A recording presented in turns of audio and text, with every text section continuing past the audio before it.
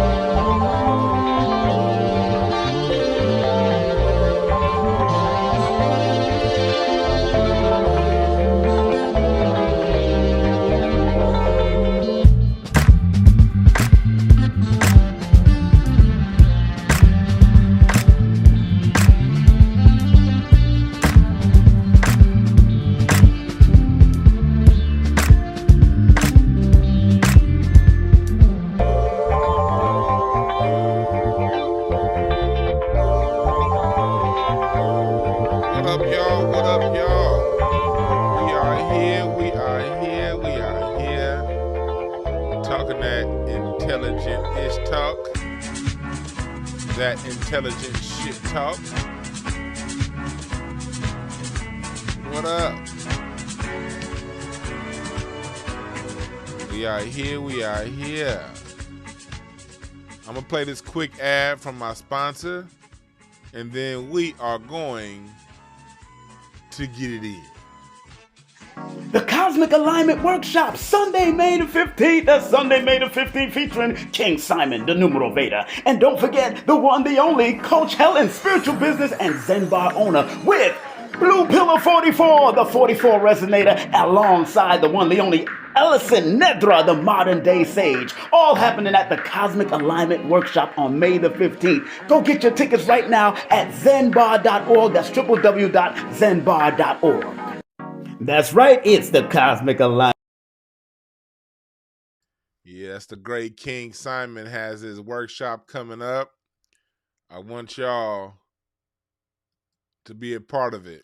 I always say before, numerology is one of our oldest sciences. And take it from me, somebody who is a recovering Christian, somebody who believed all this stuff was spooky, jooky, herky, jerky.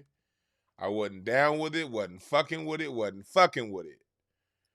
But I had a couple readings from he's the first person I had a reading from, and you can't argue with the truth. You can't argue when a whole bunch of numbers end up charting out some stuff for you, and the stuff that it charts out ends up coming almost to the time and date that it said it would come if you go along that path. So I recommend Brother King Simon when it comes. to numerology readings. Text 347-496-1022. Working with that brother long before he be sponsored the show. I only take sponsors of people I fucks with and believe in. I don't want to lead y'all the wrong way on some bullshit. You dig what I'm saying? Let me turn my preaching music on.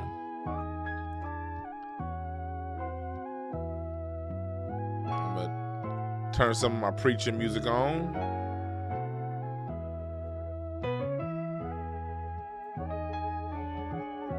I'm over here getting text messages from tenants. Leave me the fuck alone. I'm on YouTube now. Leave me the hell alone.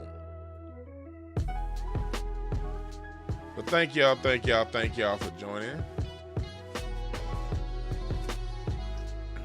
We're going to talk about, I did a little bit of a live last night where I talked about Kevin Samuels. And I want to go dig a little, because we weren't sure yesterday. I still, wasn't sure. So I didn't want to go too far with it.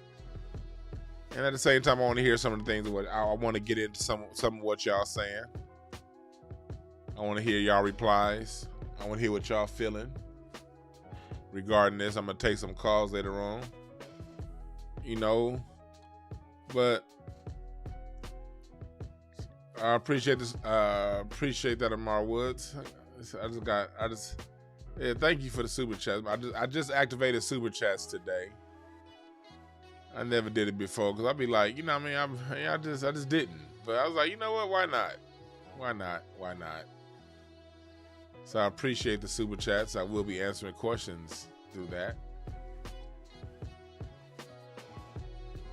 But I appreciate y'all. Star, you said you had a reading from King Simon? Yeah, King Simon be on it. He be on it. But yeah, it's been a lot going on with the fallout of the death of Mr. Kevin Samuels. And for those of you who listen to my channel regularly, I ain't gonna be fake.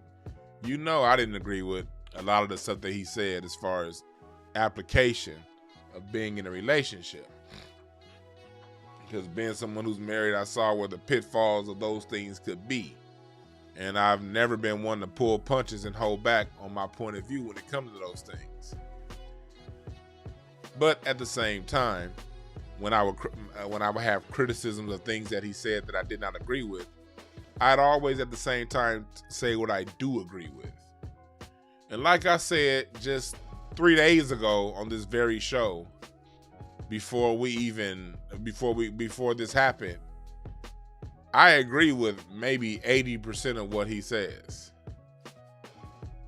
I agree with. When it comes to both men and women. When it comes to tone and delivery, I understand why women had a hard time taking it. And for a lot of you men out there, don't be too hypercritical of the women when it is difficult for them to take it. Yes, we do know some of these women, they just full of shit. They gonna go to tone and delivery because they hate what he's saying. We do know that those women do exist. But then there are also women who can take the real. They can take the real. But it gotta be explained to them in a certain way. Because women are receptors, they're receivers. And when you are made like a woman is, there's a certain taste, a certain tact that has to be used when delivering certain messages. I get it. I don't understand it because I'm not a woman. I can't say that, hey, I feel your pain, lady. I cannot. No, I don't feel your pain. I don't know your pain. I don't know what it's like. I don't know what it's like to be a woman. I don't know what it feels like for me, because the way I am as a man, you can say it to me however the hell you say it to me. I'm going to get the lesson out of it. I don't give a shit how you say it. As a matter of fact, I'm the kind of person, I'd rather you be blunt with me. Because when people talk to me all with kid gloves, I ain't no fucking kid. Tell me the truth. But I'm a man. That's my disposition. Women have different dispositions. And yes, some women can take it directly. But there are a lot of women who can't. So as a man, one thing that I don't like that's been happening a lot over the last couple of years is the bashing of women for being women. Yeah, women are different. No, we not gonna understand them. Yes, we gonna feel like they full of shit sometimes. But they different. That's how it's supposed to be. Men and women are not supposed to be alike. So one thing that I will not accept is the fellas going way too hard on the women. Like, no. We can talk about the good that Kevin Samuels had to say, that the game that he did leave us that we could use without bashing and without it becoming who hurt me more contest. That's some shit that black men, that's some shit we gotta get off. That we look real soft when we do shit like that. Black men, we look hella soft when we do that. When we get into that, women hurt me, so I'm gonna hurt them the same. No, nigga, that's not. Brothers. We gotta be better than that. Don't resort to female tactics. Let the female tactics stay with the women. You respond like a man. You say somebody, you want to get back at somebody, you say, okay, cool, all right. You got to be a little more wise about how you respond to being slighted. All of this, these bitches this and these women that, and fuck these women, Kevin Samuels was right, and these women don't know shit, because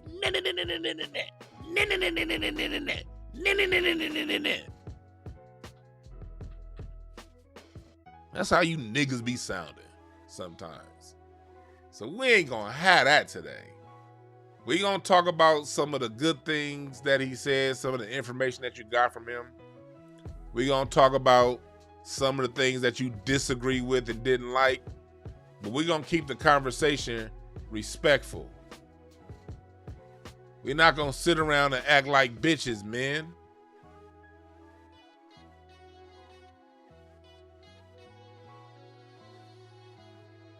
Y'all know I don't, and I've been very clear about the areas of disagreement I have with Kevin Samuels. We can disagree and still treat one another with love, kindness, and respect.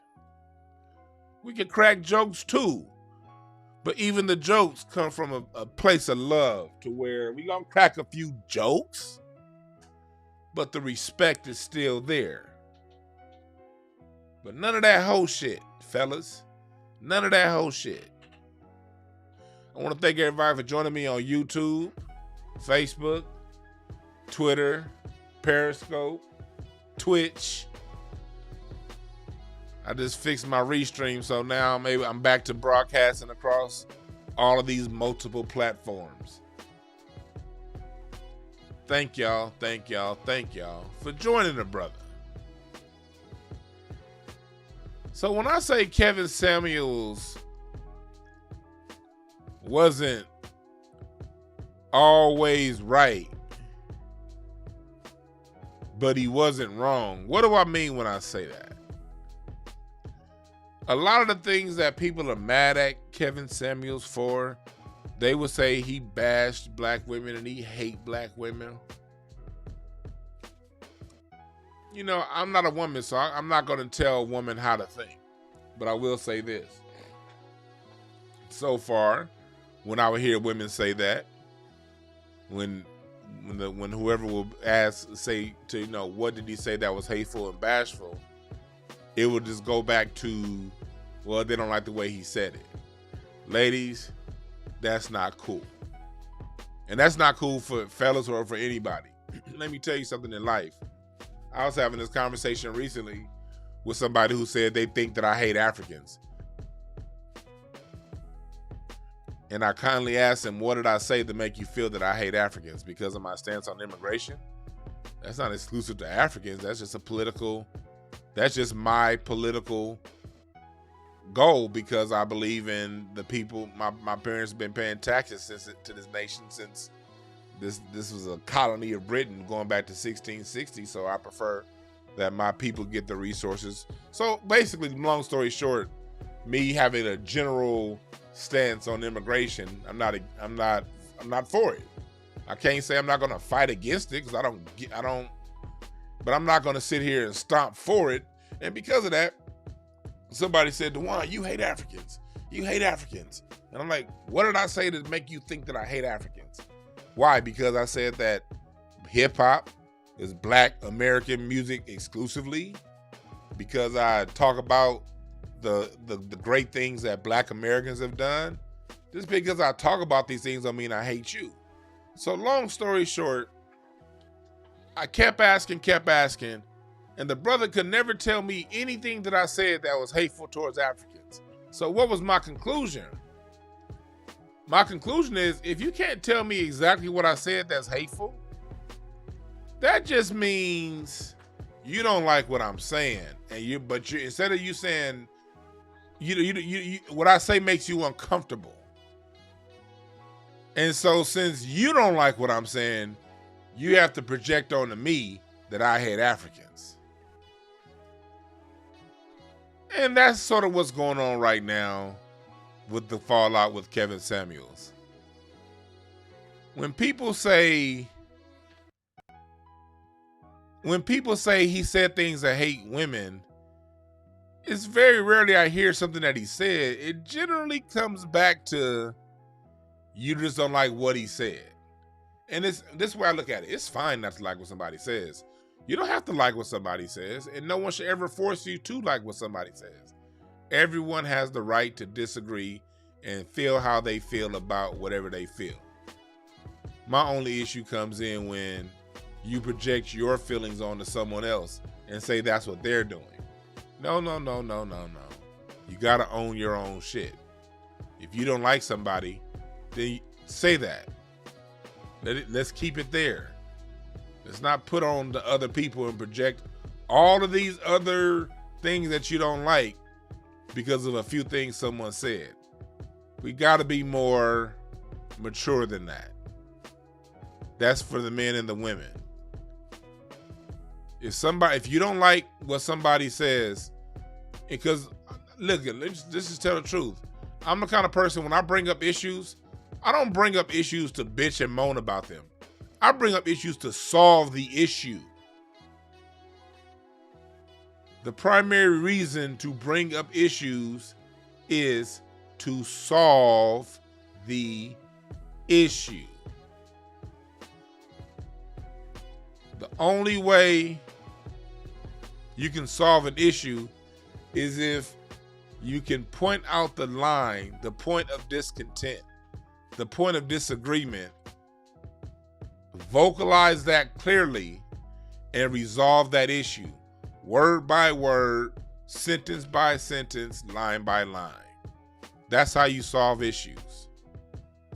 So if you have an issue with somebody, but you cannot state clearly where they aggrieved you, then you're never going to solve the issue.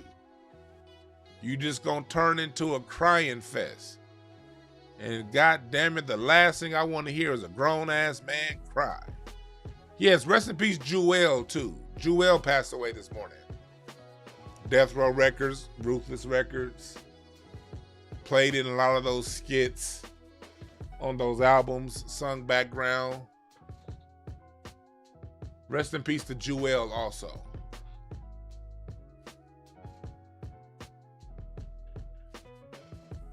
So that's what it comes down to. That's what it comes down to.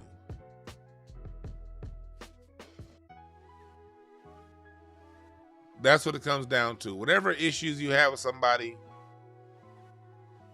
let's get to the issue.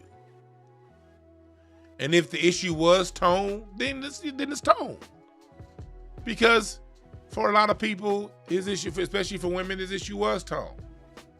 I'm sensitive to women and the way they receive. But at the same time, ladies, you cannot just hide behind tone. Because women, the same women that say they don't like his tone, they don't give a fuck how they deliver messages to men. I had to live my whole young adult life, childhood life through the 90s, the 80s, and the 2000s. Women saying men don't know shit, basically. What can a man do for me? I mean, women bragging about putting a man in check. Go look at stand-up comedy from the 90s and the 2000s. All you get is women saying what the hell they want to say, how they want to say it about men. Happens in the news, happens in movies. So ladies, if tone meant that much to you, from my point of view, that means you would first give what you want in return. You can't talk all big and bad and big. What do I need a man for? Oh, that nigga look like he gay. Oh, he do a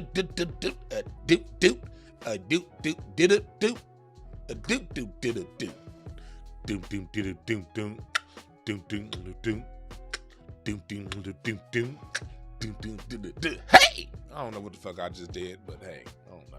I was feeling the beat. Anyway, you can't deliver late messages like that, ladies, all the time. And then when your Huckleberry gets called, when Kevin Samuels is like, I could be a badder bitch than you. Oh, you can't go crying now. And why am I saying this, ladies? Because this is the thing that the men see. You can see women spend a lot of times talking through the 80s and the 90s and the 2000s. Talk. You don't hear me. The men don't hear us. You don't see us. You don't respect our womanhood. Oh, the men. Oh, all of the issues are with the men. And then when a man do step up and say something, oh, he's this, he's that, he's this. Ain't gonna work. Again, y'all know I don't listen to Kevin. I listened to Kevin Samuels for about 3 or 4 months. Like back in 2021. When he first blew up, I was talking shit about him like everybody else. Like, who this nigga right here?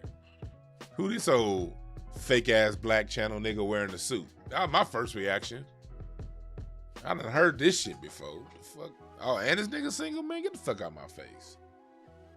But, you know, I like to understand things before I talk too much shit about them. So for about 3 or 4 months, mostly the summer, I think it was 2020, like towards the end of 2020, going into 2021 when we were still sort of locked down, but in California, I was like, all right, let me listen to what this man got to say. And I listened to about 3 or 4 months of programming. Maybe not every show, but at least once a week, sometimes twice a week. And I would listen to the whole show, top to bottom. And I'm like, no, okay, this dude make a lot of good points. I see where people follow him. I see why people follow him. It makes sense. But then when he would get in talking about the solution to the issue, I'd be like, that solution, I don't know about that solution there, buddy. You know, it sounds good conceptually, but as a married man, I'm not sure how that'll function there, guy. And then I would see him also go overboard sometimes. Like he'll get on Instagram. I see him on Instagram sometime and he'll be like, Big Shirley can't fit in this Lamborghini. And I'm looking like, hell, kind of women DeWan like, shit, she prefer to be in an F-250 than a Lamborghini, nigga. So, but that's what you like, whatever, cool. But I 100,000% saw to where he would go in and start trolling women and, you know, talking about what a high value man is and you can't get one. But here's the thing about that. Here's where he did tell the truth, ladies. All y'all can't. That's just true. Like I heard a lot of women mad because Kevin Samuels was rating women on a scale of 1 to 10. Like even a lot of these simp ass niggas was mad at that. And I was thinking, well, that's just life. Men, we've always rated women. That's like what we do. We don't mean no harm, but we talk when women ain't around, we be okay. Oh yeah, she a 7. Oh no, she a 8. No, she a 2. And we gonna crack our jokes. That's what we do. That's just real. Women didn't think that we did that apparently based on their reaction to him. And they were like, he's ranking women. What kind of man tells a woman she's a 5? Because Oprah been telling women, and Terry McMillan and Alice Walker and what's her name? The other one, the poetry chick. I forgot her. She passed away last year. They've been telling y'all that you should just be a woman and a man should just love you because you're a woman and you're all women are equal, and that's just not true. It's not true. A lot of the things that the women were complaining about, I would tell women all the time. I get the whole he a metrosexual looking ass nigga. I get that his candle game is better than yours. I get that he may be a little sassy, a little zesty. I understand he may be a little zesty. But the reason why so many men are listening, because he's saying things we've been saying. Niggas just been afraid to say because they don't want the feminist trolls all on their ass. You might want to listen to what he's saying. He kind of telling the truth. Yeah, Toni Morrison. That's what I was talking about. Women have been misled in a lot of ways.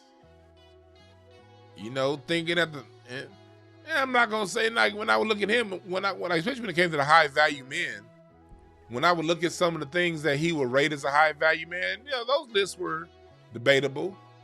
One part that I did agree with, a high value man is somebody that don't go spreading the seed all over the goddamn place.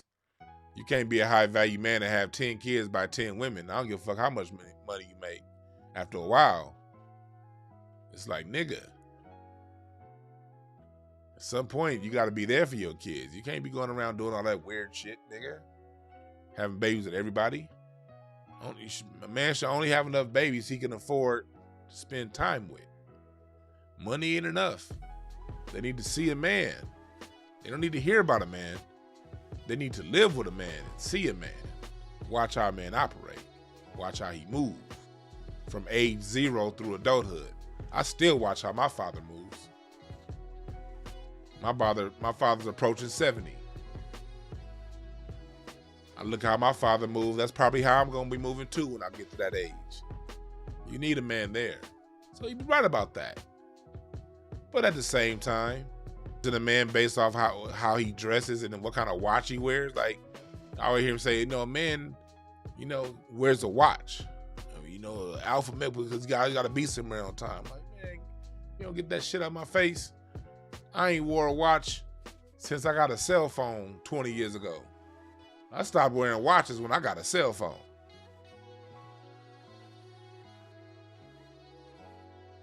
I appreciate that, Willie. I appreciate that. But I don't, why me, now if you want to wear a watch, cool.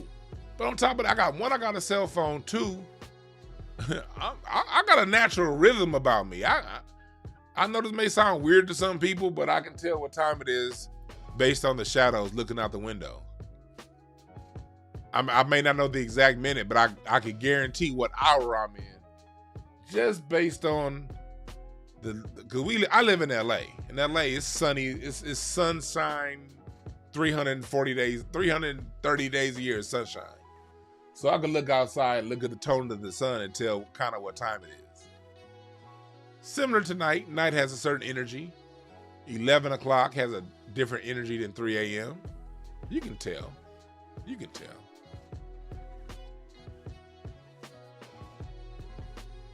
You can tell. Every hour has its own, not only does it have its own look visually, it has its own feel spiritually. You can feel what time it is. 2 a.m. feels much different than 5 a.m. You just know. But so when I would look at some of the superficial things he would judge and say, this is what an alpha male or whatever has to have these things, I'd be like, you're kind of leading people down the wrong path, brother. I know plenty of brothers that don't look a certain way, but they got resources and they'll treat you. No, on top of having resources, they'll treat you right.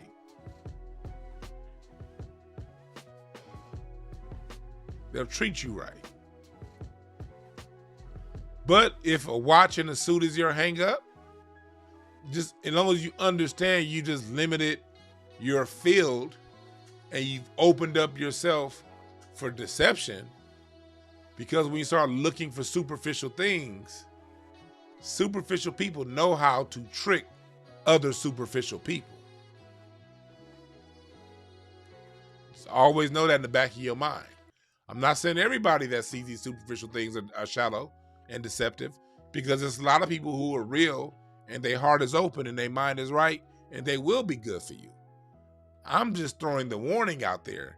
If you're looking for things visually, those who are out to manipulate understand that. Do you feel what I'm saying? Do you hear what I'm getting at? Press number 1 if you feel what I'm getting at. When you look at the surface level, you got to realize criminals, people who are out to do bad by you, people who don't have the best intentions by you, they know the cues. That's why I always say this. And this isn't about Kevin Samuels in particular, but I've said this long before I even knew who Kevin Samuels was. I've been saying this stuff this is what I'm about to say right now. I made this observation about 15 years ago, and I've been saying it ever since. The 3-piece suit is the uniform of deception. Let me say this one more time. The 3-piece suit, or the suit in general, is the uniform of deception. Think about any time you've been deceived on a high level.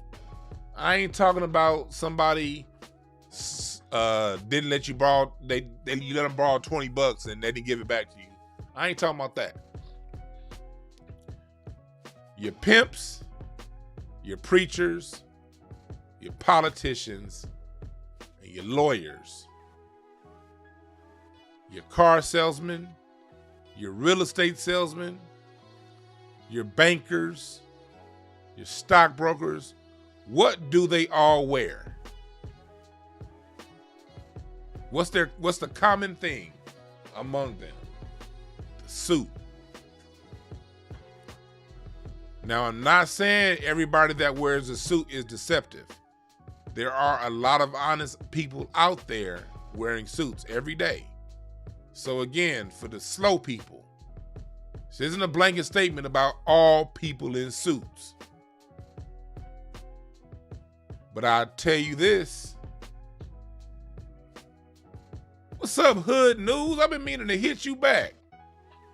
Hassan, man, everybody show love to Hassan in a chat room. I just looked up. I've been meaning to hit you back with some of my stuff. Man, that's a good brother right there, man. I'm telling you. But back to what I'm saying. You ain't gonna see Hassan in no fucking suit. Unless it's the appropriate time. But if you've been screwed over on a high level, meaning you've been sold a bad loan, you've been preached to by some preacher or motivational speaker, giving you a whole bunch of useless game, they was wearing suits. You've been screwed over by a lawyer, that motherfucker was in a suit. Politician that smiled in your face and made you feel good, and gave you a fish fry was wearing a suit. Not policy, but a fish fry. Shout out Jim Clyburn. Appreciate the super chat, Brian, mainly. The three-piece suit is the uniform of deception. So, if I want to deceive you, what am I going to do? What are the two easy ways for me to deceive people? Not cuss and wear a suit. And then maybe put a Bible on my desk or something like that. Because who's going to screw me over if they're down with the Lord? Again, I ain't saying this. This isn't about Kevin Samuels, this part right here. This part isn't about Kevin Samuels. This is a general point that I'm making about being superficial and looking for superficial cues to inform your conscious decisions. If I'm someone that's deceptive, if I'm a man that likes looking at, especially if I'm in Atlanta, there's a lot of money. Women in Atlanta that make some good money down there in Atlanta. There's a lot of y'all women down there doing it right. If I see a woman and I want to get some bread up off her, the easiest way to do that is to be smooth and wear a suit. Especially if I see her driving a certain level of car, wearing a certain level of clothes, buying a certain level of handbag, I'm already knowing, oh, she's into this materialism. Oh, okay. Got him. So if the women are taught to look for these superficial things on a man, the most deceptive men out there already have a leg up because he's calming your defenses with his nonverbal communication. If as a woman you hold value, now I'm not saying you shouldn't appreciate a man in a suit. You like who you like. I'm not here to tell a woman what she should and shouldn't like, what she should and shouldn't prefer. I'm speaking to the point of view of the cues that make you either accept or dismiss someone. I'm just talking about that. The superficial cues you read to either accept or reject someone as far as taking them serious to date and be with. If I keep you on a superficial level, it's probably going to X out some real good brothers that could have been good for you that you would have fallen in love with. And niggas that do wear suits at the right appropriate time. You see what I'm getting at? Same with the fellas. Telling you a woman gotta buy you this, buy you that to show how much she cares about you. If she's a woman and she sees you one of them dudes that got a couple dollars you can rub together, and all it takes is a couple superficial things for her to gain your trust, you prime for the takedown, nigga. So you have to get to understand people have multiple dimensions. People have levels. In order to understand those levels of people, you got to understand the levels of yourself.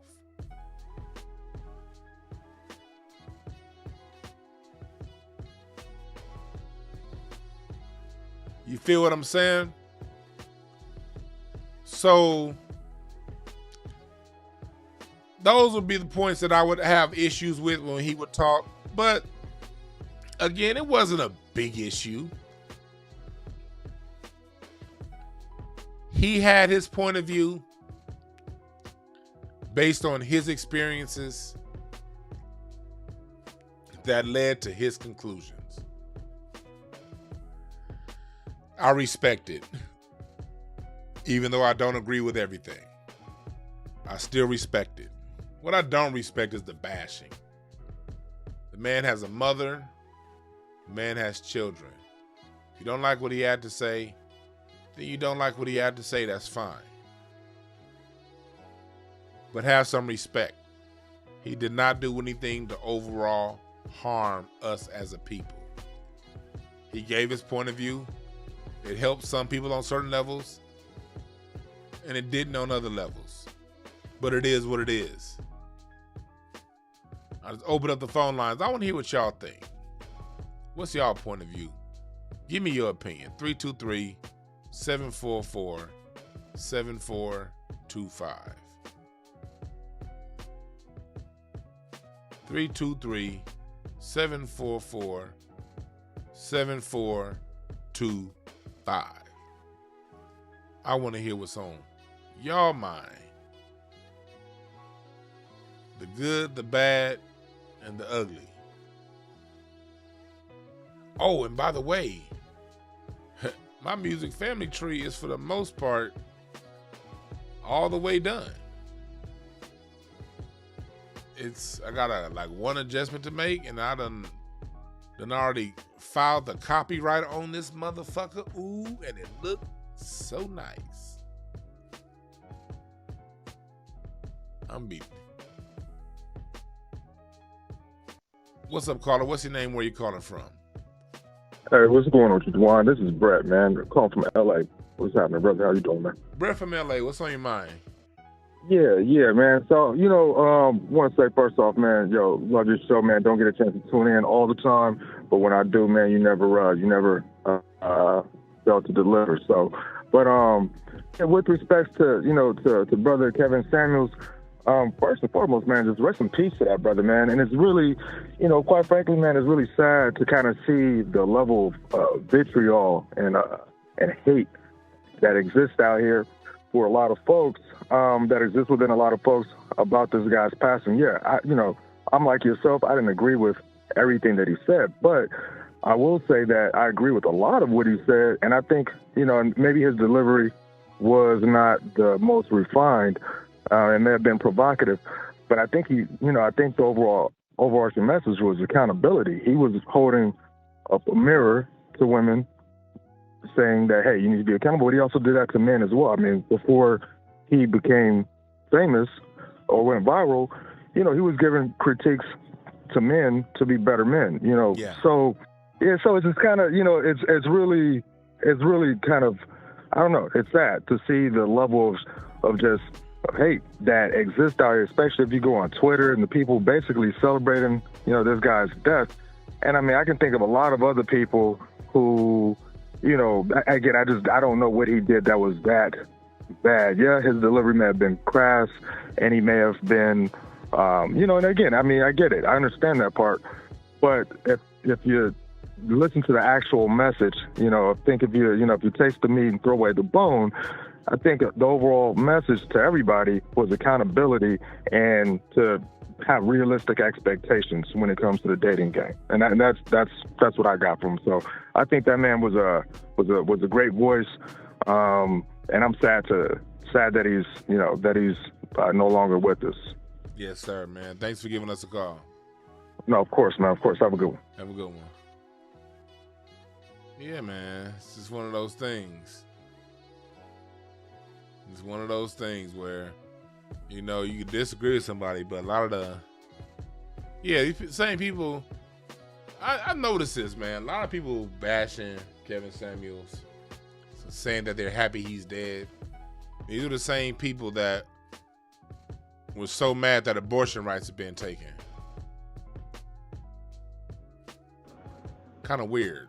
What's up, caller? What's your name? Where you calling from? It's Andre calling from the Bay. Andre from the Bay. What's on your mind? What's up, man? I'm just, when I heard the news, I was like, damn, man. And I'm not a big fan of him, you know what I mean? But I heard some things, and I agreed with some things he said, but I always thought that he was like, a little bit on the other side. But, hey, man, that's his prerogative. That's whatever he want to do, But this whole people like celebrating and shit, that's just, it's wrong, man. And it's really weird. Yeah, and I just think about it.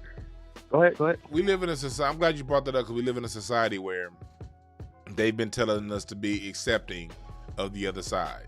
Accept us, accept them, don't bash, don't bash, don't bash. The minute a lot of those same feminists have been saying that, the minute a man that people suspected, some people suspected was on the other side came around, the women were the first ones calling him the F word. That's weird.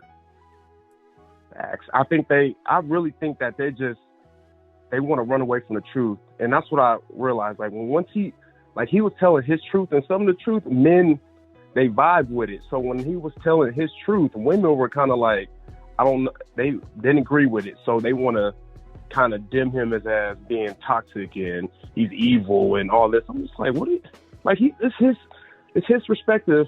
You can agree or not, but wishing death and it was just wild. It was wild to see all the response from his untimely demise. And it's some dude on Twitter that just went in on him. I don't know who he was. I don't know if he was a politician, but most likely he's from Atlanta.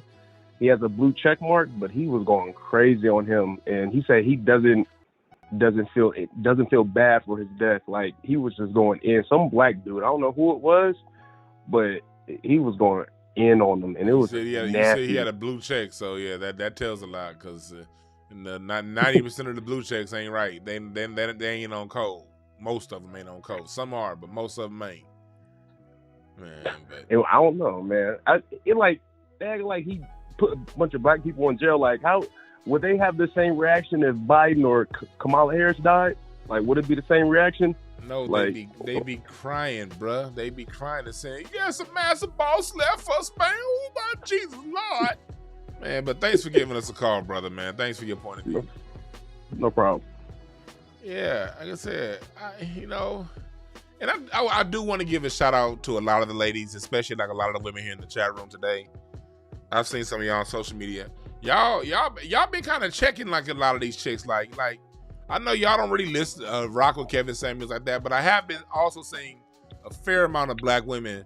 Like, we don't rock with him like that, but nigga, chill on the celebration. Like, chill. So salute to the black women who are taking that point of view, whether you rock with him or not. What's up, caller? What's your name? Where you calling from? Oh, yeah. What's up, Dewan? Tomorrow again, out of Pomona, man. Out of Pomona. What's on your mind, brother? Originally from Gardena. Gardena? Yeah, that's where I'm from originally, yeah. Yes, sir. What's on your mind? Oh, yeah. Well, today it's about Kevin. So, the thing is, me and my older brother, shout out to my older brother, by the way. Me and him had a discussion last night. Because, for real, I'll be honest with you, Dewan, I really didn't listen to Kevin Samuel like that. Yeah. Oh, yeah, RIP. And RIP to the brother, by the way. But when I listen to him, I don't get why people, I don't know if it's just me. I admit everything he said, like, what? I don't know. But I didn't lose sleep over him. I just did me. Yeah. But most of the time when I listen to him, I was like, okay. But then sometimes I laugh because it's entertaining, because when he goes in on these women, like these two white women that called in, and he was all like, hey, get her fat ass up in here. All right, come on, get your fat ass up in here. That was hilarious. Yeah, put that. and then she's all like, fat ass? Okay, I'll show you. And he was like, do you have a man? And she's like, no. It's like, there you go. I'm not surprised. Yeah, and by the way, you brought up a good point. I would see him talk shit to white women that would call a couple times. Because I heard women saying that he wouldn't say it to white women. And at first I didn't say nothing back because I haven't seen him in a long time. But he went in on everybody. I do remember a couple times him checking the hell out of some white women. Yeah, he did. And the thing is, that's the thing. But when I look at him, and I heard people say that too. But the thing is, I looked it up just to see. I looked at what a racist was. He gave women all that smoke. To say, like, he had this one white lady look like Elton John, gave her the smoke because she was trolling him, and so he decided to troll her back a little bit, and then went on with his business. And again, I'm not a fan of Kevin Samuel, and again, I am sad that he passed away. But again, I didn't lose sleep over what he said. You don't have to. For me, if I don't like you, like for instance, I don't like Candace Owens. I can't stand that yak.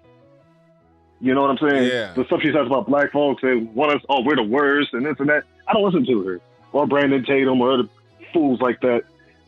And it's cool on both sides, not just the right. It's left and right, it's up and down. Liberal coons, I think right now they outpacing conservative coons, if you tell the truth. Oh yeah. My older brother told me that last night. He said that's also got to go out the more right now. Yeah, And he's right. Thanks for the super chat, Nicole CNC. I appreciate the super chat. But yeah, man, you 100% on point, dog. And I'm gonna do a show in LA pretty soon, man. Hopefully, I'll see you there. Well, I'll try to get there to one. And before I go, I appreciate what you do, the new black media, and and like I said, rest in peace to Kevin Samuel. Like I said, I never had a problem with what he.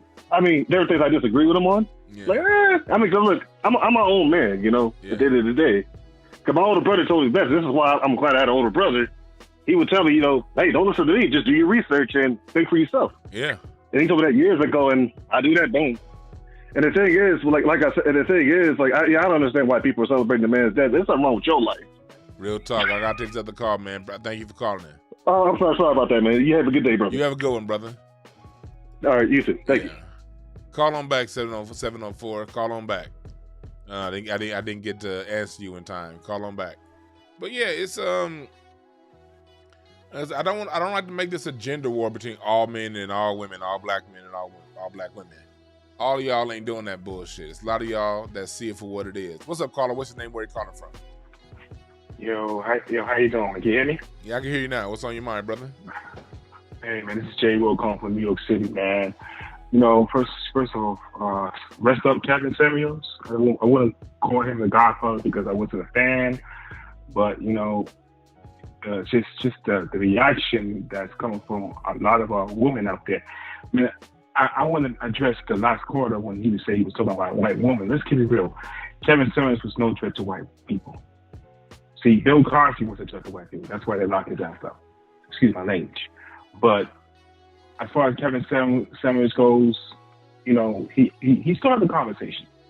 I give him that. He started the conversation. And, was it applicable to us? To a degree, yes. But at the same time, we're not gaining. I'm an old man.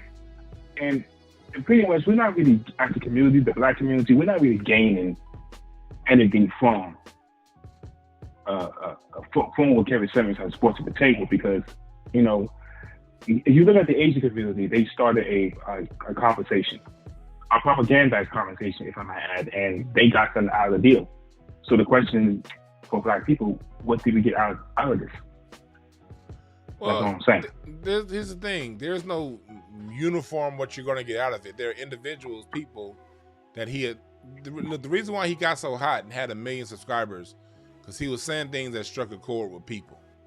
And so black woman. What strikes a chord with John won't necessarily strike a chord with James. And when it comes down to it, like he would say things like, I can't speak because I'm a married man, so he can tell me anything.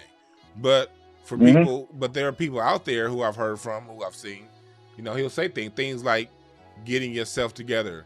Men need to get themselves in order before they put themselves in a position to look for a woman. A lot of young men need to hear that. I didn't need to hear it because my dad taught me that. But it's cats that didn't need to hear that. Too. I said to a lot of young men as well, I said, yo, when you go out there with these young women, you better pick the right one and look at their background because that could really affect you. Yeah, there are those of us out there who already have that wisdom, but we have to have respect for a lot of people out there who don't have that wisdom. And the first time they heard that was from him. We all go through life at our own pace.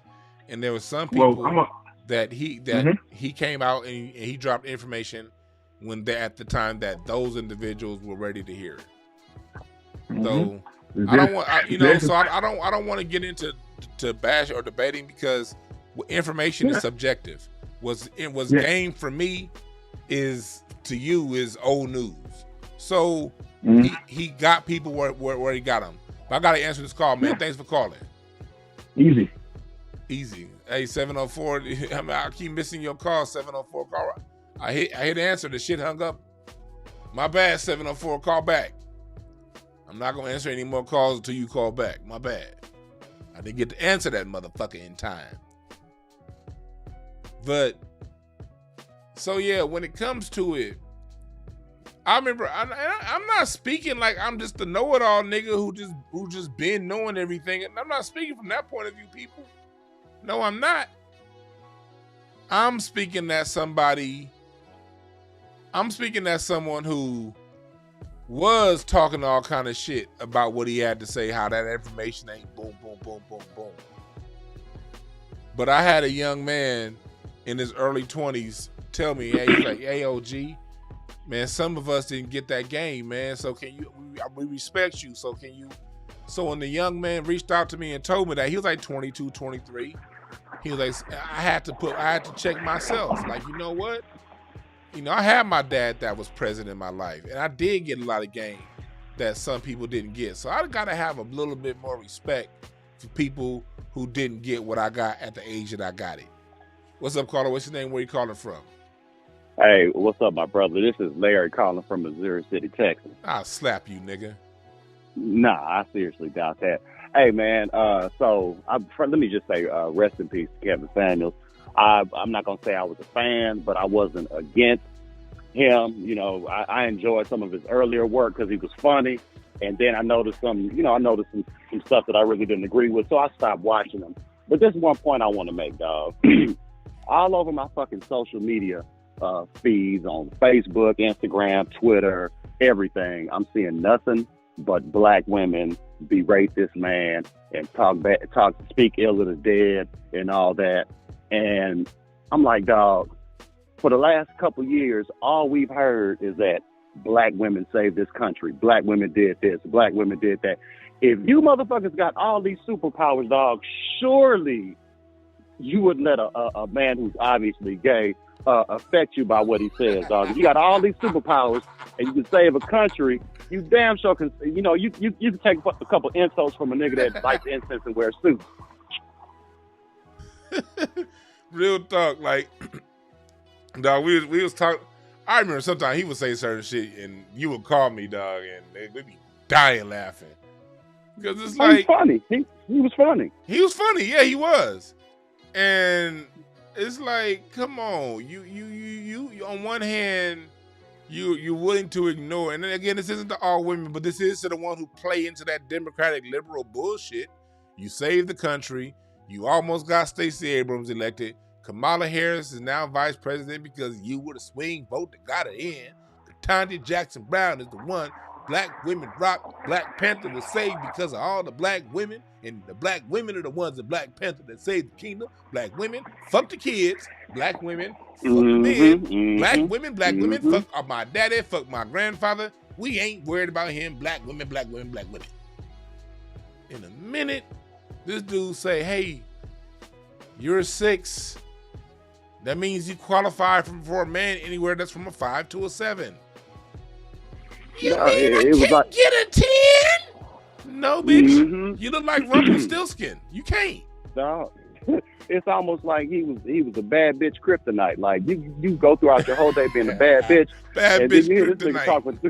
Then you hear this nigga talk. You're like, I'm dying. Like, shut the fuck up. Let that man rest in peace, man. Hey, I'm out, bitch. I'm gonna listen to the rest of the broadcast. I'll slap you, bitch. Hey, I knock your ass out, boy. I swear to God, me and Larry was in the boxing ring, and he did not want that fade. We were in the ring, and he didn't want that fade. What's up, hey, Dewan? Hey, Brian from Charlotte, man. What's up, man? I've been trying to get a couple times. I went to answer this call and it didn't click. Yeah. What's on your mind? What's your name? Yeah, brother. All I'm gonna say is, man, there's a wise brother I listen to every week that says this: there are no perfect messengers, only perfect messages for those who are willing to get the game.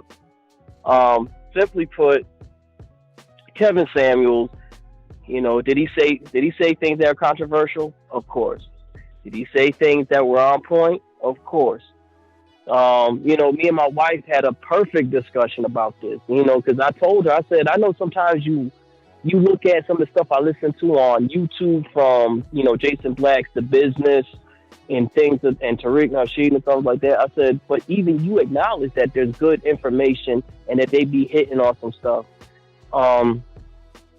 I said, and I was just like, but you have to understand, yes, I am the first generation where there's a household of a father in the house with the mother. You know, and so yes, there's things that I learned as I went along. You know what I'm saying? From growing up as a man, but there's still some stuff that I'm still worried about my kids growing up in this dating game because it's treacherous, it's scary. I'm like, I fear for them.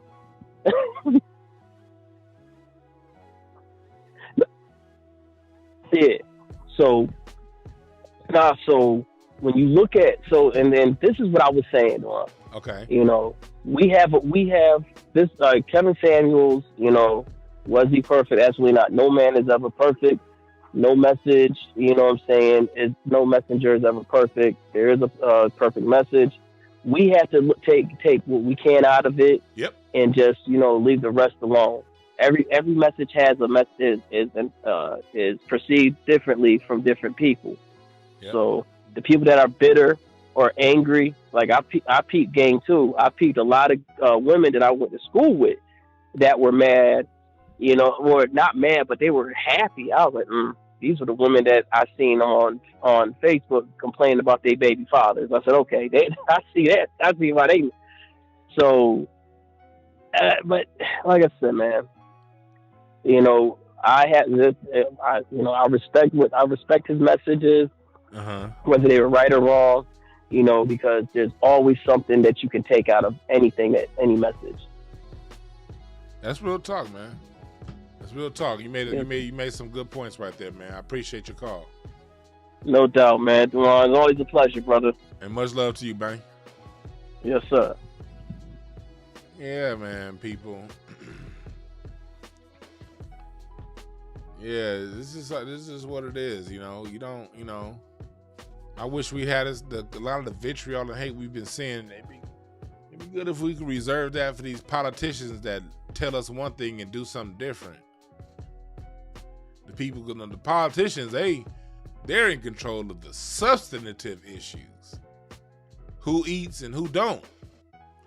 And y'all will worship them motherfuckers and they won't do a damn thing for you. But you treat a YouTube host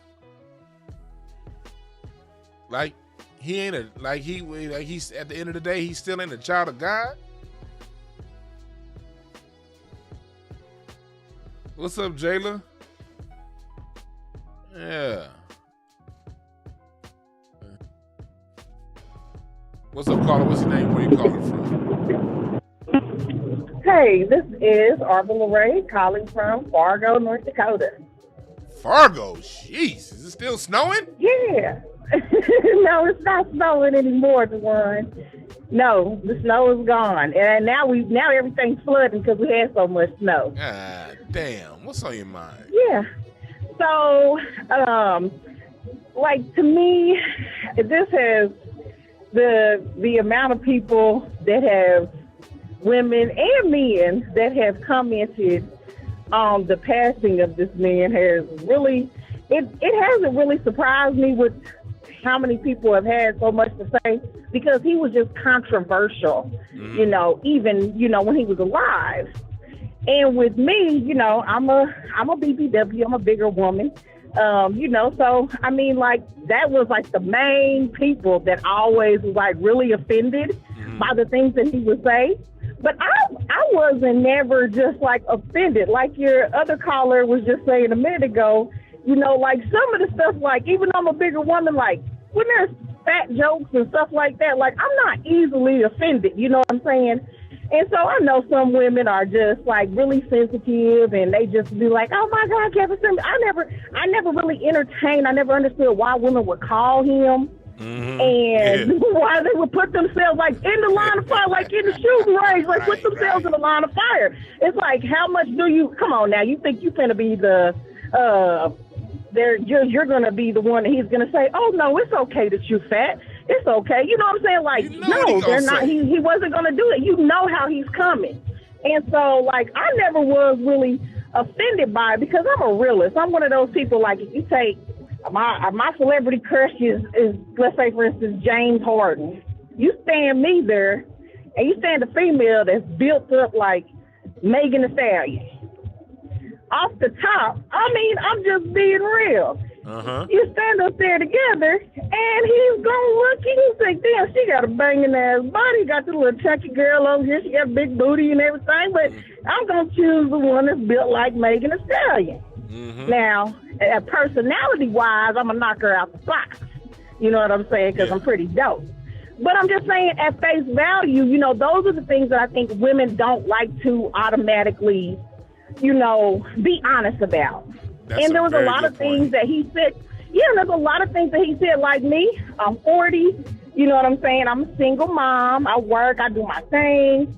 And, I'm dating, you know, things like that. But I know, I'm not saying that I can't meet a man that's, like, super rich or have no money. But, like, if a man works a, you know, like, average job doing his thing, I'm not saying McDonald's average, but you know what I'm saying? Like, you know, making some good money, you know, and trying to do his thing, responsible, credit, got good credit, got his head on straight, no excessive child support bills, you know what I'm saying? Things like that. I'm reasonable. And that's one thing that I think that women didn't really understand about what he was saying about being realistic. We all need to be, not just women, men too. You know what I'm saying? Not thinking that you could just have the baddest chick, because the average man does want the baddest chick. But you find some men, like I said, that are looking for women that have awesome personalities, and, you know, like, even if she ain't the fly, it's like they're willing to, like, right now, I'm willing to be negotiable. You know what I'm saying? Like, on the dating thing, because, like I said, with my age, and I'm chunky, you know, so, I mean, it just, you know, like, I'm willing to negotiate. And so I think that, like I said, just being realistic, I think, though, too, a lot of the men that are saying that women are wrong or people are wrong for saying anything about him are the same people that, let's say, you know what I'm saying, Gail or Oprah, I can't stand neither one of them heifers. But if anything happens to them, they going to have all the means. They going to be ding-dong, the bitches there. You know what I'm saying? Like, they going to be talking bad. So I think that's the thing about it. You know, I think that's the thing about it to me. It's just like, he was so controversial. Like, some of the things, like the other guy said, you know, you always say, there's perfect, you know, there's not a perfect messenger, perfect message is. And so I just think that, like, people, once you say something that people don't like, and that's not even just a celebrity or someone that's an influencer, like, once you say something and people don't like it, like, that's all they run with. You could be saying 100 different topics, and you can say, you know, 100 different things on one topic, and they like it all, but then as soon as you say one thing that they don't like, they throw the whole then they just throw everything out the window. And I think that we're just kind of illogical when it comes to that. So I just wanted to call and I just wanted to call. I did comment on your post a few weeks ago about the cousin pastor. So I did comment on your post a couple of weeks ago. But yeah, you always have an awesome show, awesome commentary, awesome show. And I am looking to, you know, get some services for you for my sons and everything. But yeah, just keep up the good work. I appreciate it. To always have those comments, because like I said, you don't always look for people. The average person looks for everyone to always agree with them. And you value opinion. You value, you know, the freedom of speech. And so that's why I always enjoy your show. So that's all I wanted. I'm headed to work. Y'all, everybody have a good evening. Take care. I appreciate it. You have a good one. All right. Yeah. She made a good point, because, like, look, I'm a big-ass dude. I've been big my whole life. I'm already known as a fat nigga. I ain't supposed to go walking into the pool party with my big-ass belly and big-ass nipples wandering around with all these six-pack niggas at the pool. I'd be a goddamn fool to stand next to one of these six-pack, strong-ass niggas that you women like and think that the women are gonna all just treat us the same because I'm a man and I have inherent value. No, it's rules to this fat game, man. You fat niggas out there, y'all can't be wearing skinny clothes. Like, I hate when I see fat niggas in tight jeans and tight shirts. And they got that tight ass shirt over their belly. And they got that big ass vortex where a belly button should be. And they want to tuck their shirt in. You fat nigga, you better not ever tuck your shirt in no tight ass pants. You look like a stack of cinnamon rolls, nigga. Fuck your problem. We can't do the same shit them skinny niggas do. You fat, dress accordingly, nigga. And that's just the way it is. That's just the way life is. It's just the way life is. It's different rules, different expectations. Me personally, that's why I've always been a dope person, because I'm not a superficial, vain person. So superficial stuff to me don't really do much for me. And I'm looking, when I was single, I'm like, I gotta have a woman that's smarter than that. But hey, at the end of the day, also knowing that what I offer ain't gonna be what a lot of ladies are looking for physically. I get it, and I'm cool with it. That'll be some weirdo shit in me to be like, man, fuck them women, man. Women are stupid because they don't like fat dudes. Man, these women are dumb for liking niggas that are in shape. Man, that's stay it. Man, hell no. That'd be so goddamn weak of me. I know that there are women out there who love big niggas. And I will be in that category chilling. Because there's beautiful women, ugly women, women of all types that love big niggas. You got to know your lane and stay in it. It's basically what I'm trying to say.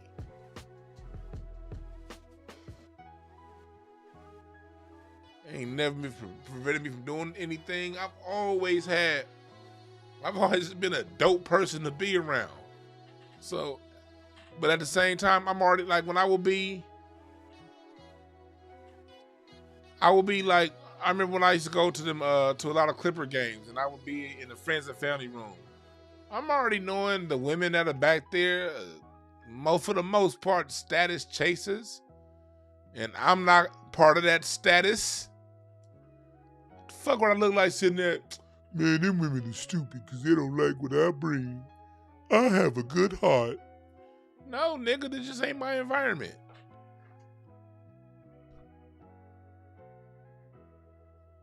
What's up, caller? What's your name? Where you calling from? Big Dwan. How's it going, brother? Herc Owen, man. Herc Owen. What's on your mind, brother? It's all good, brother. Yeah, man.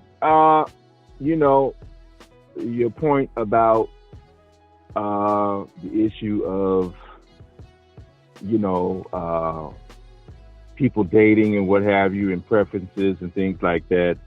Mr. Kevin Samuels, I think a lot of people have issues about how the brother came off, you know, a little crass, a little rude, and he didn't pull no punches. You know, he had a certain style, but I think a lot of that was more for, say, his marketing his business, you know, the shock jock effect, keeping it straight, telling it like a TI is, you know, he was using that to market his brand. Good point. At the same time, you know, he was pretty brilliant in his marketing. Oh, the brother's phone. Call back, brother. That wasn't me. That wasn't me that hung up on you, brother. Call back. It just Skype hung up on you, brother. But what's up, caller? What's up, caller? What's your name? Where you calling from? I'm Tina, calling from Maryland. Tina from Maryland. What's on your mind?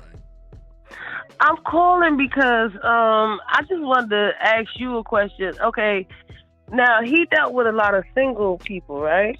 Uh-huh. And I'm Kevin Samuels. So do you understand how it is in the single, like dating and stuff? Oh yeah, I dated for a long time. Right. So he was talking mostly to the single people. So when sometimes people that ain't out here and ain't been out here in a while, you know, you might. And I'm a black woman, and I'm from the soil. You know, I'm my whole family, you know, from this country, but. My thing is, a lot of people don't understand how it is out here. And I'm a black woman, been around black people all my life, grew up, you know, around black folks. So I know how it is.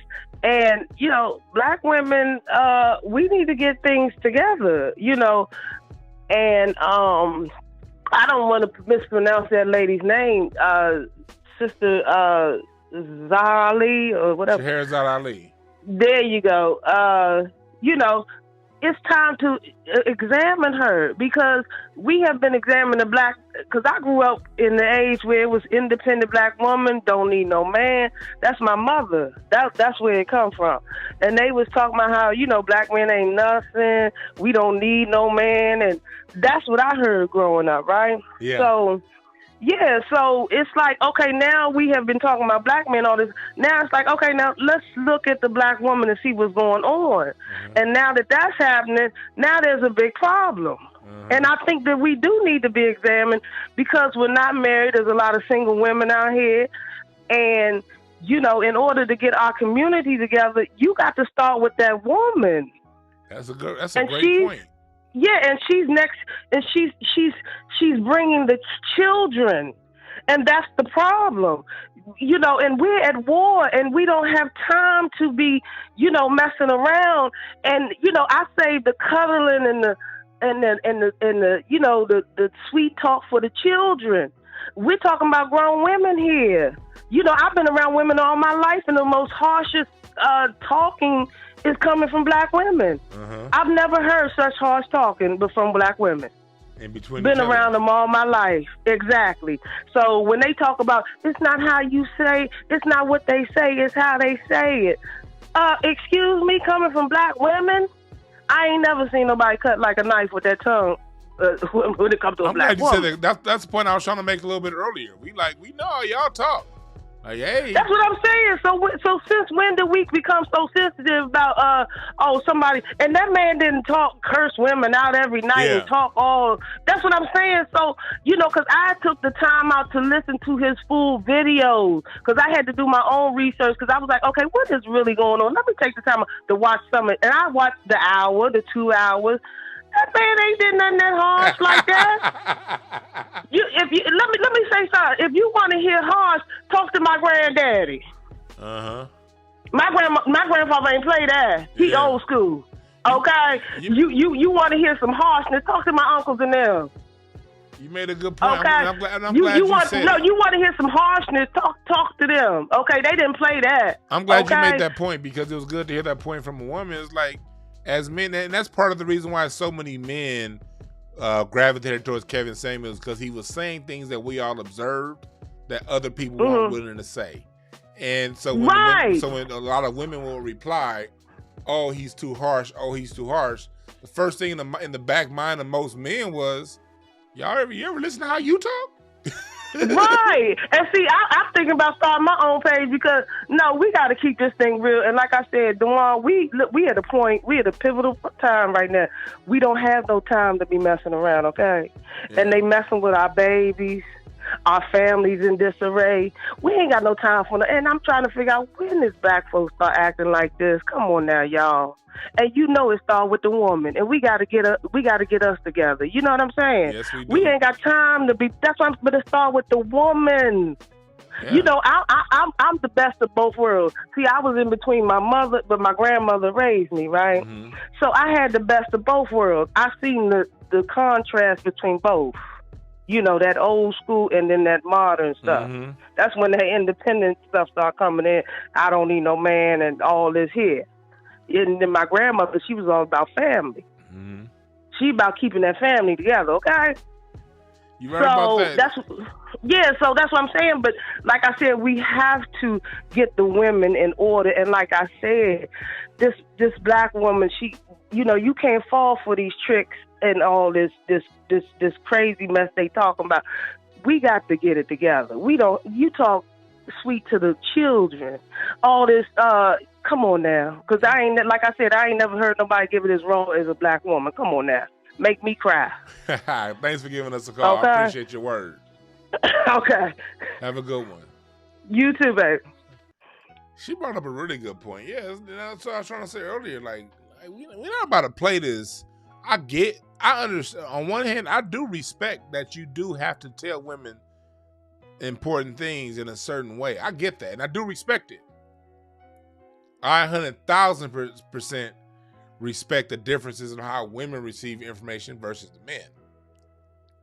And I do my best to accommodate that, while at the same time being 100,000 with the truth. Oftentimes, women can use that as a deflection. The tone of voice thing, sometimes it's real, but too many times it's a deflection. We see how you talk to each other, ladies. Men are paying attention when you think we not. We watching, and we been watching. We hear what you guys say and how you talk to each other. So when we hear that, we be like, okay. What's up, caller? What's your name? Where you calling from? My name is Trey, sir, and I'm from Oklahoma City, Oklahoma, and I'm an old schoolmate of Kevin Samuels at Millwood High School in Oklahoma City, Oklahoma, sir. Oh, wow. What's on your And mind, I just like to say, I didn't agree with everything he said. I especially did not agree with the women over 35 thing. I think that he was mostly off this is a hustle. This is a shot jock. He was trying to, I mean, it's all about the money he was trying to make. If he could, if he could shock people, people are going to tune in. But that being said, I did not agree with everything he said. And my main memory of Kevin Samuels is when I was in the 7th grade and he was the senior drum major on the varsity band, and I used to see him play every Friday night during the football games. Thank you, sir. Much love, DeJuan. Thank you for giving us a call, man. You have a good one. Yeah, this is some real talk, That's why I say we got to be mature enough to filter past how a message is said. And I know that can sometimes be hard, because if you're dealing with a message that has an emotion attached to it, it can bring up unwarranted feelings. You got to find a way to play past those feelings that come up when a message that's unwanted comes around, and listen to what's being said and see how you can apply it to your life. And if you can't apply it to your life, just move on to the next. What's up, caller? What's your name? Where you calling from? Can you hear me, DeJuan? Yes, I can. What's your name? Where you calling from, brother? What's up, brother? This is KP from KC. I'm calling from Kansas City. I got in contact with your channel through Fred's channel, Barbershop Conversation. Brother Fred, man, I appreciate it, man. What's on your mind? Man, this is it's very eye-opening, DeJuan. This is what this says to me. Rest in peace to the brother Kevin Samuels. What he was really on the mission to do was to bring the family back together. For women to have such demands during a pandemic was outrageous. Yeah. Because the scarcity of supplies and demand was different. The supply chains was jacked up. Everything was jacked up. Yeah. And this man was trying to reason with women to get them to understand that you need a partner to help you through the rest of your life. And instead of accepting a partner, they were shouting him down with an Instagram lifestyle in their mind. That's what I basically seen, bro. Yeah. And for people to think that, especially black people, think about this, DeJuan. The people that have no wealth automatically thinks tomorrow that they should be living in a $500,000 house, DeJuan. The people that lease microwave wealth. The people that lease, DeJuan, are basically saying either he makes $100,000 or I don't need him, but she makes 40. Instead of her saying, I put my 40 with his 40, we both make 80, we go apply for the home loan, we get a bigger house, right? Yeah. This is really, really crazy, and it's insane, but it also shows you this, DeJuan, that the women and the men that are disrespecting a dead man have so much level of white supremacy in them that it showed up today. Wow. That's a good way of putting it. That's how much of it is in them. That's how much of it is in them. That's DeJuan. a good way of putting it. Because they wished him death while he tried to bring them together, and they refused to see what he was talking about because it hurt their feelings. When did black people become so sensitive? You're right about that. This is really amazing to me. Because so when it comes to playing dozens, we the best at it. So we've been the best since elementary, DeJuan. And when did we get sensitive? So we have become so sensitive as a people now that we tone police all the men, but the women can bring men on TV and say he don't satisfy them. Good point. That's all Ricky Lake did. Wait. DJ Envy was just on TV with his wife, right? Oh yeah, DJ Envy. Yeah, that weird shit. Will Smith was at the red table, right? Yeah. Dwayne Wade was supporting Alphabet. So as long as a black man supports whatever happiness his wife needs, he's fine. Is that what I'm seeing, DeJuan? I'm just trying to figure this out. Because this wokeism is to the next level, and it's really not woke. It's taking black people down a rabbit hole. And I've listened to you for some time. I've just never got to call in, but I've heard your story, your family, the whole nine, and that's what I'm for. Black families. Da da da. I appreciate that, brother, man. It's like amazing to watch. Like, how can you piss on a man that's trying to bring the two people together that's needed to form a community? The man and the woman, and then the children. That's oftentimes people project onto others the insecurities they're living within themselves. So sometimes people have an experience, they didn't get that experience, and now there's someone telling you you should have that experience. Instead of looking at themselves to get that experience, they're looking at the person telling them about that experience that they're wrong. So that's how I'll be sometimes, man. But thanks for giving us a call, my man. Let me finish this. Go ahead. The hypocrisy is to this with DeJuan. Remember this movie, Lean on Me, Joe Clark, right? Yep. Joe Clark smoke crack, don't you? High. You smoke crack, don't he? Talked to them, he taught them everything they needed. He did everything to clean that school up. Damn. And guess who took him to jail? DeJuan, you remember? Yep.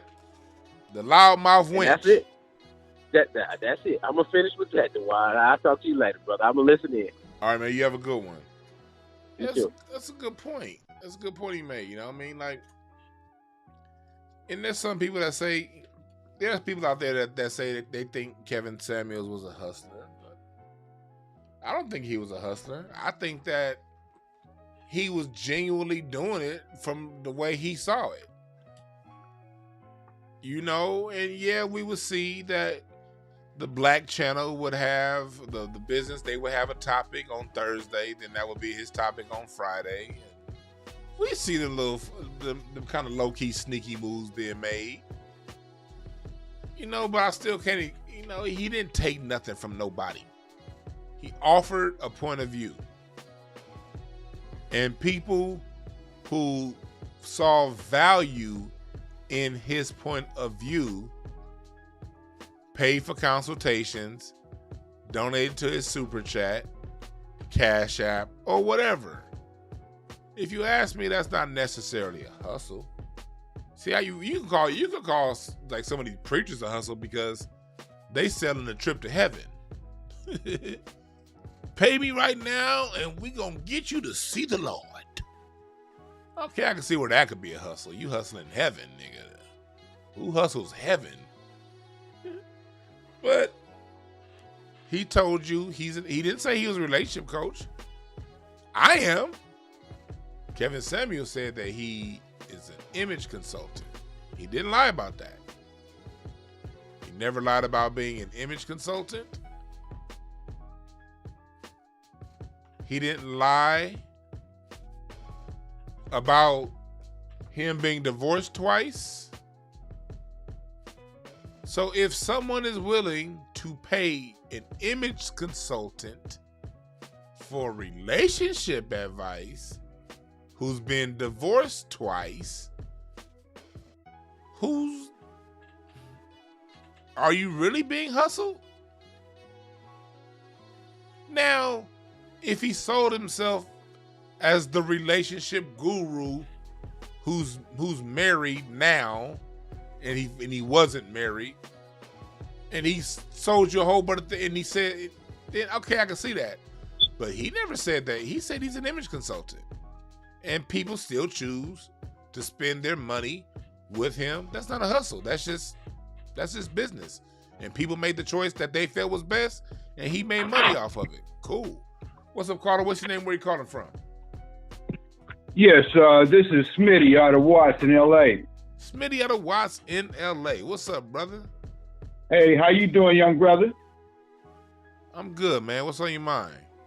Man, I just wanted to point out a few observations that I made, over the time that I watched Kevin Samuels, and I had run across him when he was really putting men on blast in terms of getting their shit together, just generally across the board, and as well as just the way they dress in general.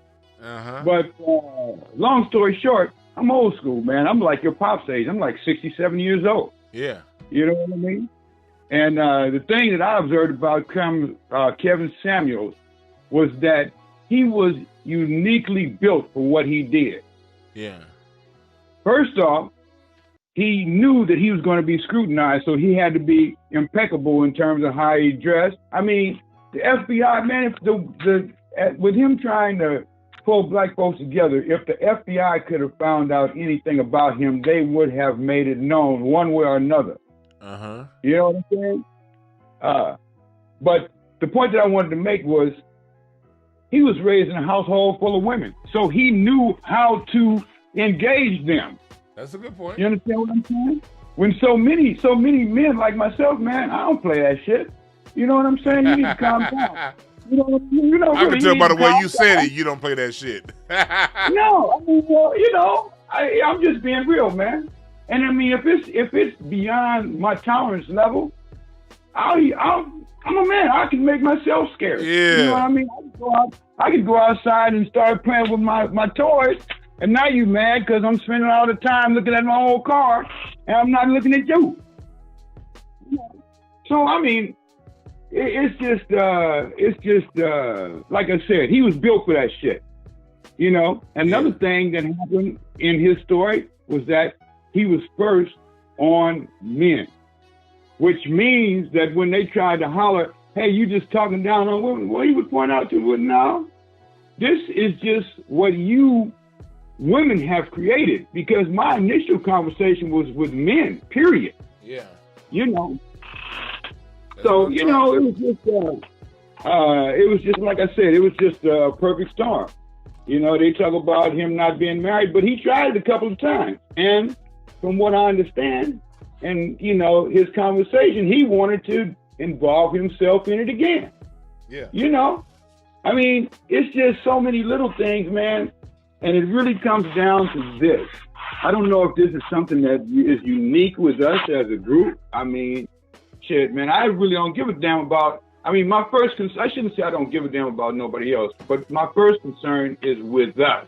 Yeah. You know what I mean? Yeah. We have internal work that we have to do, before we can ever start thinking about holding anybody else off of us. We squabbling amongst ourselves, man, they could pick us apart.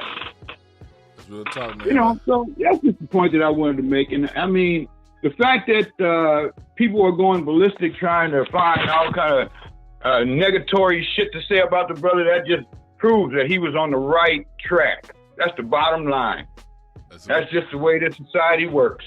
That's a good point, brother, man. You have a good day then, man. I hope when I do my show here in LA, hopefully I'll see you there. Man, I look forward to passing you one. All right, have a good one. Peace. Yeah, y'all. That's why I say, I'll take this one last call. What's up, caller? What's your name? Where you calling from? Hey, Dwan, it's Love. I'm calling from Houston. Love from Houston. What's on your mind, brother? Oh, not much. I see you talking about Kevin Samuels, bro. RIP to that man. But, hey, man, let's not forget, he was big on the, he's mostly known for the women and stuff, and, and they topic, right? But if you go back some of his other years, shoot, he could help a young brother, with his style, with his smell, with, things that's going on in his life. He got videos of him, like, shoes to wear, cologne to wear, suits to wear. He had help, like, younger men back in the day. Let's not forget that work, too, you know what I mean? Yeah. Yeah, so, like, because he's known for getting on the women, of course that, but, like, he did some major work with like, younger brothers, like, with that style. If you go watch some of his videos, he did pretty good with, like, finding fragrances, helping young brothers with their style. They needed something to better their life, with talking to women, all type of things, man. So it's not just hate that man for talking about women. Look at some of his other work. That's a good point you just made there, as a young man. That's a really good point you just made. I think people need to hear that. Yeah, man. Like, yeah, that's what I mean. Like other people, because everybody doubting him, like talking about that bad about him, like around about the women. But he has some other work too. He did good with. That's real talk, man. And thanks for giving us a call. Bro. Yeah, hey, I always watch you, bro. That be me on the late night conversations. I be Mel Smith in the convos, bro. I be seeing you, man. Oh, that's what's up, man. I appreciate you, brother. Hey, yeah. Heck yeah, bro. Keep it up, man. God bless you. Have a good one. Yeah, that's the thing. I'm gonna close the phone lines down for right now. Yeah, appreciate you, Mel Smith. But yeah, that's the thing when it comes down to it, people. You know, at the end of the day, Kevin Samuels lit a firestorm under Twitter, under social media, under Instagram, under YouTube. He said it, and he had a delivery that got people's attention, that started conversations that need to be had. For some of the people out there, glad that he's gone or whatever, understand this. The things that he talked about in the address, they're only going to get louder now. Because he addressed issues that have gone silent in our community for far too long. So those conversations are just going to get louder. And they're going to happen more often.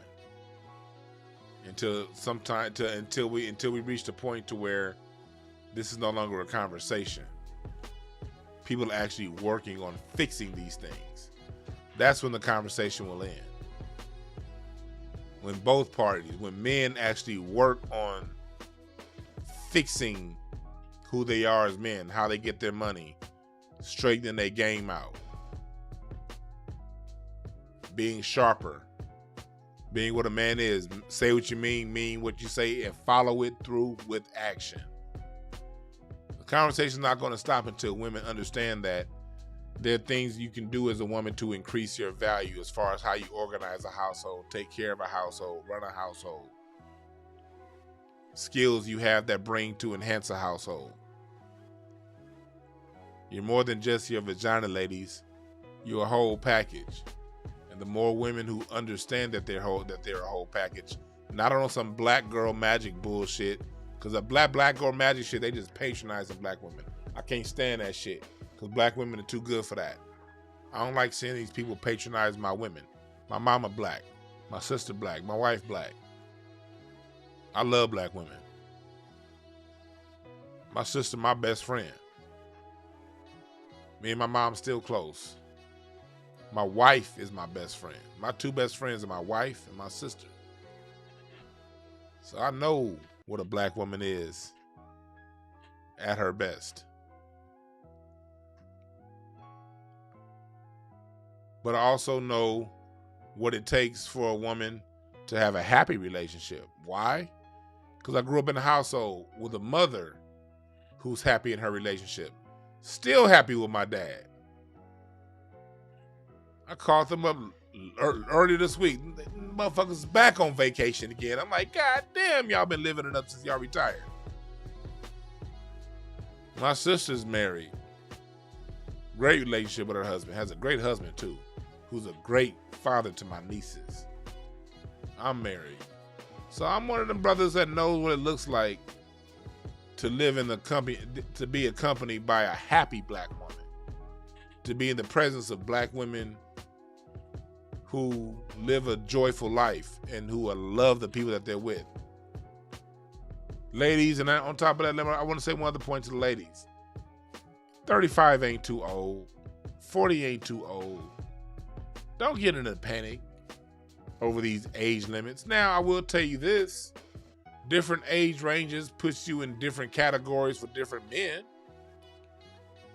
But there are high caliber men and low caliber men on every category, in every age range. There are high caliber men and low caliber men at every age range. So no, you're 45 years old, you might not get that guy who's 28 and he's a baller. The one you always wanted back when you were 16. You might not get him at that age. But if you open your mind and you open your heart, You can find a single man that gets down with your vibration at an older age. That can happen. Happens every day. I see men in their early 50s wifing up women in their mid 40s all of the time. Like, I see this happen too often for me to say you're done, you're useless, you can't. No. You still have recourse as you get older in age. But like the caller said earlier, be realistic about your expectations. If you're realistic about your expectations, you'll be fine. You'll be fine. Young fellas, y'all ain't got your money right. You know your living situation ain't what you want it to be. You'll be all right. But you'll be all right the minute you decide to apply yourself and be the thing that you're saying you want to be. This can't just be a conceptual thing. It has to be something that you get up and apply. Microsoft released an article. There's a bunch of articles that came out this past October talking about Microsoft, Cisco systems. A lot of these companies in tech putting their cybersecurity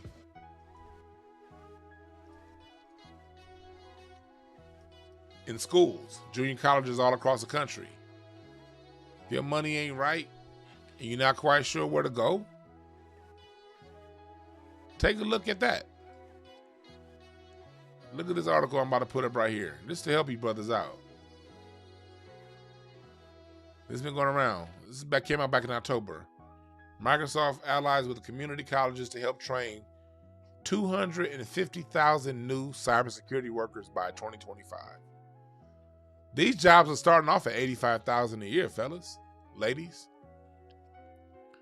If you're in that middle ground or you don't quite know where you want to go next, you don't know where, but you want to make more money, you want to stop being a security guard, you want to stop working retail or whatever.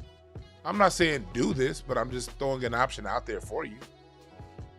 6 months of school to start making $80,000 a year.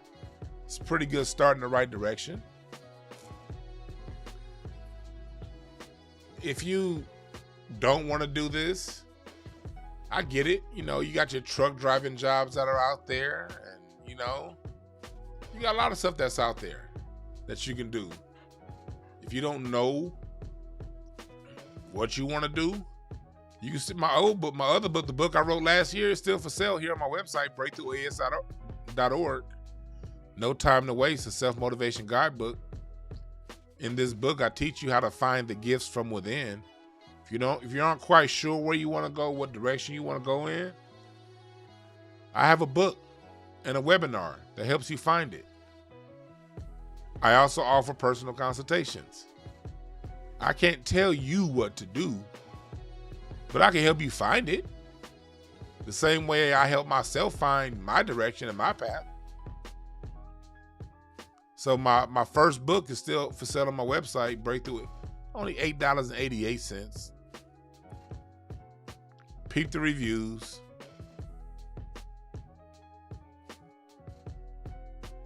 So I'm not here to tell you what to do, but I am here to tell you that whatever it is in life you want, whatever you want out of life,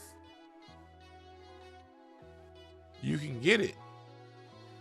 You just gotta be willing to put in the work. If you're in your 20s, I was having this conversation with my man Mike, and we're gonna do, I think, either on Sunday or Tuesday, we're gonna do a broadcast about growing up as a young man and the hurdles you get in your 20s. And I remember we was just talking about how it was when we was in our 30s, I remember I turned 30. When I turned 30, I remember thinking life was over. I went to college for one thing. I wasn't doing that. From the age of 18 to the age of 27, 28, I was into banking and mortgage. By the time I was 30, I wasn't doing that no more. That had fizzled out. I had started a new job, but it wasn't quite where I wanted to be. And I remember thinking as a 30-year-old, like, damn, I went from I went from buying a $680,000 house at the age of 23 and having a $70,000 Audi A6 to living with my parents at a job that don't make no money, and I wasted 10 years of my time because I ain't going back in that career field. And it's like, when you 30, you really just getting started. Even now I'm at 40, I'm saying that, even at 40, I feel like, you know what, the shit that I've been wanting, that shit still is just like, I'm like right there. It's like, I see a whole new world. Like, as life goes on, you progress and you get better, you get sharper. You find ways to make money more efficiently. In your 20s, you hustling for the bread. In your 40s, you find you using your mind so the bread can hustle for you. Why am I saying all that? You still figuring shit out. If you ain't with nobody now, it's because you ain't ready. For whatever reason.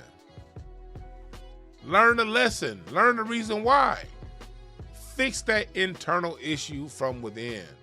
And as you fix your issues from within, as you know you still got more time in this life, and you work towards those goals, you work towards that progress, I'm a guarantee you gonna make it. The universe ain't no bitch. The universe is true and honest. You get out of it what you put into it. If you bet on yourself,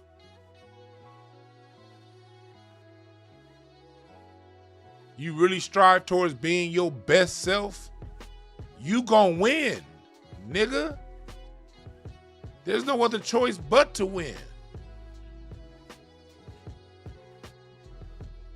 It's not about superficial stuff. It's not about how it looks. Fuck how your friends look at you. Damn what your mama think. Forget what that person is doing and you think what they doing is better than what you doing and blah, blah, blah, blah, blah. And bullshit on top of bullshit. And whatever bullshit you say to convince yourself that bullshit in your mind is some bullshit worth listening to. It's all bullshit, man. It's all bullshit. Live your life the best you can live it. Find out who you are, know who you are, and live it. Be the best you can be at it. One thing Kevin Samuels showed us was, whether you agree with him or not, he worked it. He found something that worked, and he worked it to the highest possibility. Nike didn't give him a whole bunch of money to put him out there. He found that angle and he worked it. And he worked it to the end. You got that same level of success within you in whatever it is that you do. Just gotta work it. And if you single, that's fine. It's not too late. It's not too late as long as you're willing to learn the lessons that you needed to learn that got you in the position that you are right now. If life is kicking your ass, it's because life is trying to tell you something you ain't listening. That's just how life works.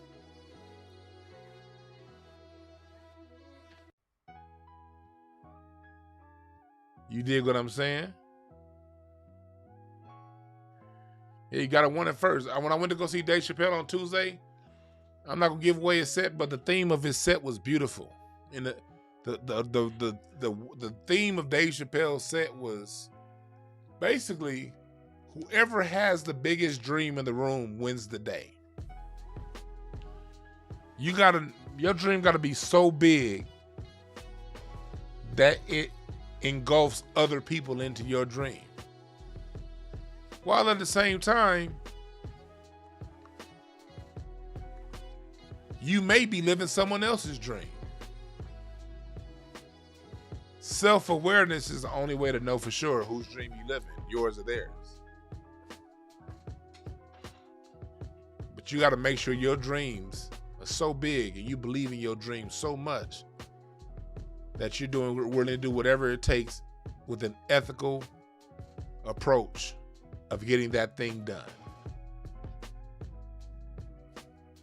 All right? I'm going to try to do an incense and ashtrays tonight. I'm not sure. I cannot guarantee. But try. Because I got some shit I got to get into. About if I do the incense and ashtrays, it's going to be about 8 o'clock Pacific time. So download Mixcloud. Get to that. Get the t-shirts. And remember this, people. There are no perfect messengers. Only perfect messages for those who are willing to pick up the game. Rest in peace, Kevin Samuels. You did what you do, and you did it at the highest level. Nothing but respect to you. Take whatever you could take from him, and if you can't take anything from him, that's fine too. Let's move on. All right? Y'all have a good one.